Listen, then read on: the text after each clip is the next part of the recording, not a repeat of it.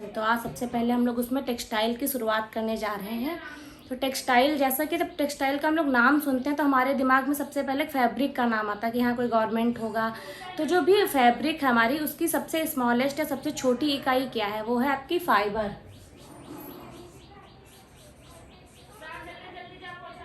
Fibre तो वस्त्र विज्ञान जो हमारा है, या वस्त्र की सबसे छोटी इकाई है फाइबर, जिसे हम लोग रेशा या तंतु भी कहते हैं। रेशा या तंतु भी कहते हैं।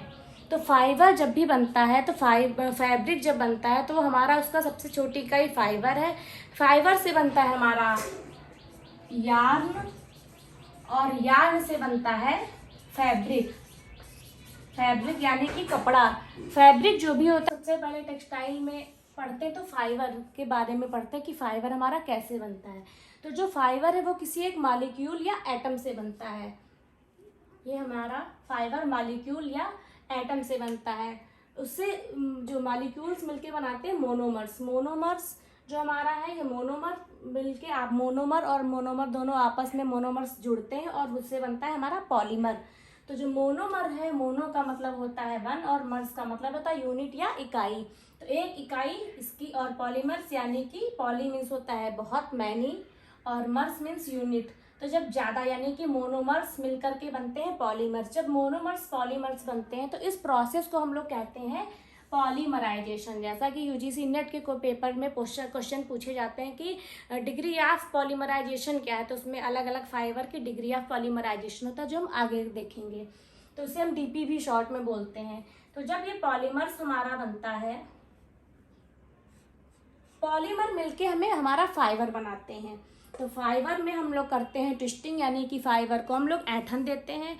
ऐंठन देने के बाद में उससे हमें यार्न प्राप्त होता है, यानी कि धागा प्राप्त होता है। और धागे से हम, धागा उसमें भी हमारा एक होता है ताना और एक होता है बाना। तो जब ताना और बाना हमें दो प्राप्त होते हैं धागे से, तो धागे में हम वीविंग करते हैं या तो निटिंग करते हैं। यार्न को वीविंग और निटिंग करके हमें फैब्रिक प्राप्त होता है। जो भी हमें फैब्रिक या कपड़ा प्राप्त होता है वो हमारा पहनने योग्य कपड़ा नहीं होता है। तो जब हम यार्न से फैब्रिक मिलता है तो फैब्रिक में स्टिचिंग करते हैं। स्टिचिंग यानी कि उसको हम सिलते हैं। फिर सिलने के बाद जो हमें प्राप्त होता है वो हमारा गारमेंट होता है, जिसे हम पहनने योग्य कपड़ा कहते हैं। फाइबर के बाद जब हमें फाइबर मिल जाता है और फाइबर से हम कपड़े को पहनने योग्य गारमेंट बना लेते हैं। लेकिन उसमें गारमेंट बनाने से पहले हमें जो भी फाइबर प्राप्त होता है उसमें हमें बहुत सारी बातों को ध्यान में रखना पड़ता है, जिसमें सबसे पहले होता है कि रेशो का गुण। जो भी हमें फाइबर मिल रहा है उसकी प्रॉपर्टीज कैसी है, उसमें क्या होना चाहिए जिससे हम अच्छे वस्त्र को बना सकते हैं। तो रेशों के गुण भी दो प्रकार के होते हैं। एक होता है प्राथमिक या प्राइमरी प्रॉपर्टीज होती, जो हमारे लिए किसी भी वस्त्र को बनाने के लिए एसेंशियल या आवश्यक होती है, उसके बिना हम वस्त्र को अच्छा नहीं बना सकते। एक होती है सेकेंडरी। तो सबसे पहले हम पढ़ते हैं प्राइमरी या प्राथमिक। रेशों का प्राथमिक गुण,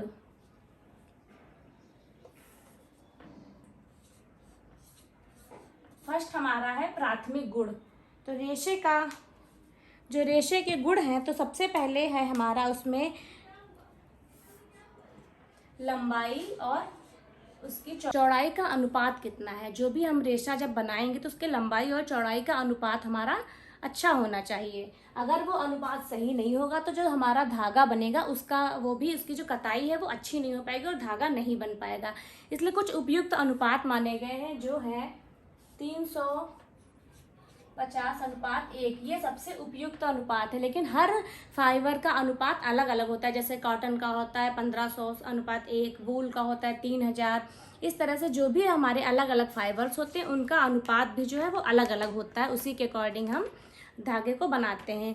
सेकंड नंबर पे आपका आता है लचीलापन। तो जब भी लचीलापन यानी कि फ्लैक्सिबिलिटी, अगर कोई हम फाइबर ले रहे हैं उसमें फ्लैक्सिबिलिटी नहीं, जैसे मोजा हम लोग पहनते हैं तो मोजा लिया, उसकी फ्लेक्सिबल हुआ और निकाला, उसको धुला, वो पूरा फिर से वो अपने उसी फॉर्म में आ गया, यानी कि फ्लेक्सिबिलिटी। तो जो भी हम हमारा फाइबर, उसमें अगर अच्छी फ्लेक्सिबिलिटी नहीं होगी तो उसके अकॉर्डिंग हमारा वस्त्र जो है वो नहीं बन पाएगा। तो हर कपड़े का जो फ्लेक्सिबिलिटी है वो अलग अलग है। जैसे हम कॉटन में फ्लेक्सिबिलिटी नहीं होती, कॉटन की साड़ी पहनते हैं तो अच्छे से ड्रेप नहीं हो पाती, जबकि उसी की जगह पे शिफॉन हुआ या और अलग से फाइबर हुए, उनकी जिनकी फ्लेक्सिबिलिटी अच्छी है, यानी उनकी लचक, उनका जो लहराव है वो अच्छा है, तो वो फ्लेक्सिबिलिटी उसमें अच्छी होनी चाहिए जो भी हम वस्त्र को पहन रहे हैं।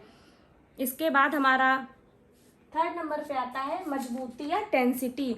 तो टेंसिटी यानी कि धागे की मजबूती। तो जो धागे की हमारी मजबूती होती है वो ग्राम टेक्स या डेनियर में मापी जाती है। ग्राम डेनियर में, ग्राम टेक्स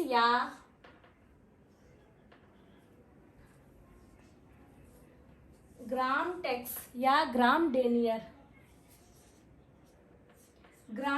में मापी जाती है। उसमें भी जो इसकी मजबूती, जैसे कॉटन है, कॉटन जब हमारा गीला होता है तो वो ज़्यादा मजबूत होता है, जबकि रेयान होता है तो वो गीली अवस्था में कमज़ोर हो जाता है।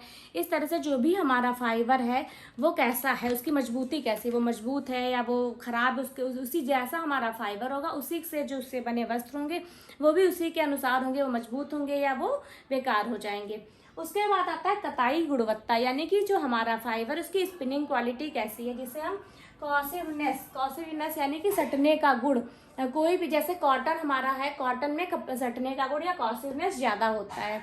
तो जब हमारे कपड़े की या फाइबर की कॉसिवनेस ज़्यादा होगी तो उसमें हमें कोई बॉन्डिंग एजेंट अलग से नहीं लगाना पड़ेगा, और वो जब हम उसका अरेंज करेंगे फाइबर्स को तो वो आपस में अच्छे से सट जाएंगे।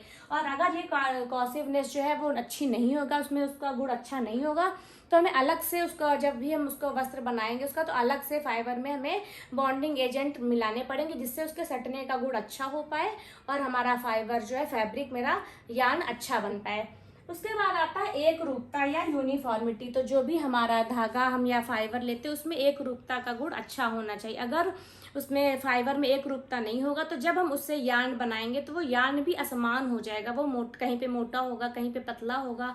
और जब यार्न असमान बनेगा, हमारा धागा जो है वो, कहीं पे धागा हमारा मोटा आ जा रहा है, फिर कहीं पे पतला आ रहा है, फिर कहीं पे ऐसे मोटा आ रहा है, तो जब इससे बनना है हमारा कोई वस्त्र बनेगा तो वो हमारा एक समान नहीं दिखेगा। वो कहीं पे, तो कोई वस्त्र हमने बनाया, कहीं पे वो बहुत मोटा मोटा है, कहीं पे वो जाली जाली है, कहीं पे वो एकदम से पतला हो गया, तो वो वस्त्र हमारा अच्छा नहीं बनेगा। इसलिए जो भी हमारा फाइबर है उसमें एक रूपता या यूनिफॉर्मिटी का गुण ये बहुत ही जरूरी है, जिससे हमारा यार्न अच्छा बने। और यूनिफॉर्मिटी, इसमें भी अलग से, जैसे अलग अलग फाइबर होते हैं उसके अलग अलग गुण होते हैं। तो जो यूनिफॉर्मिटी का गुण है वो हमारा स्टेपल फाइबर जो होते हैं, स्टेपल फाइबर में इसका गुण अच्छा नहीं पाया जाता। इसमें स्टेपल फाइबर जो होते हैं वो छोटे छोटे फाइबर होते हैं, जैसे वूल है आपका या कॉटन है, वो छोटे छोटे फाइबर होते हैं, तो उसमें इसका एक रूपता जो उतनी अच्छी नहीं आ पाएगी, इसलिए इसमें असमानता आएगी, इसका उतना अच्छा नहीं बनेगा कपड़ा जितना फिलामेंट फाइबर का अच्छा। फिलामेंट फाइबर में एक रूपता ज़्यादा होती है, जैसे हमारा सिल्क का कपड़ा हो गया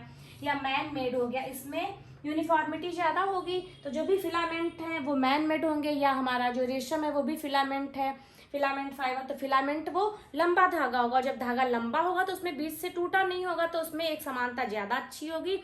और जब हमारा फाइबर अच्छा होगा, यार्न अच्छा बनेगा, तो हमारा उससे कपड़ा भी अच्छा बनेगा। तो अगर आज आपको ये वीडियो पसंद आई हो तो इसको प्लीज़ लाइक करिए, और जो ना समझ में आया उसको कमेंट करिए, और अगर क्लास अच्छी लगी हो तो कमेंट करके मुझे बताइए। आज के लिए इतना ही, थैंक यू।